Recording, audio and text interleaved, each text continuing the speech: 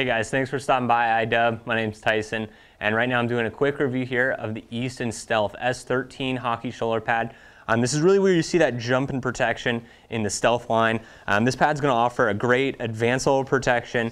It really has a similar overall design to the S19, but at a little bit lower price point. So starting on the front portion of this pad, they've gone ahead and used a 3-panel design. So you have your 2 sides and then your center sternum panel. So that's going to allow for a great level of protection, but keeping that mobility up with that high level of protection. So it's nice to see on it. Another thing that they do to help the mobility of it is they offer a fair amount of segments in the pad. This is going to allow the pad to just break and bend a little bit easier and kind of contour to the chest of the player, giving it a nice solid fit to it. Like I said, dual density foams on the outer portion. Then down in the sternum, you have some really high density, thick foams here. So it's really going to increase that overall protection right when you need it down the center of the pad. Going on to the side, you can actually see right here they've used similar very dense foams in the clavicle or collarbone protection, so that's nice to see on this guy. And then the overall shoulder cap has a nice design. It has a low profile on the upper portion, and then it wraps the front a little bit to give a little protection to the front of the pad as well.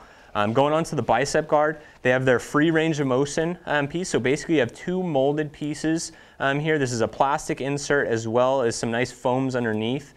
Basically how they've attached it, you can see here. Basically this allows as the arm to move, which you'll see in a second, into the pad, and offers a little bit better mobility, but still gives you that great level of protection. This is especially nice to see because it's not as common to see this feature on this price point pad. And then going on to the overall strap here, you can see it is a Velcro webbing, so you can actually control how far down or up that piece is going to lay in the pad. So that's a nice feature to that as well. Going on from there to take a look at the back of the pad.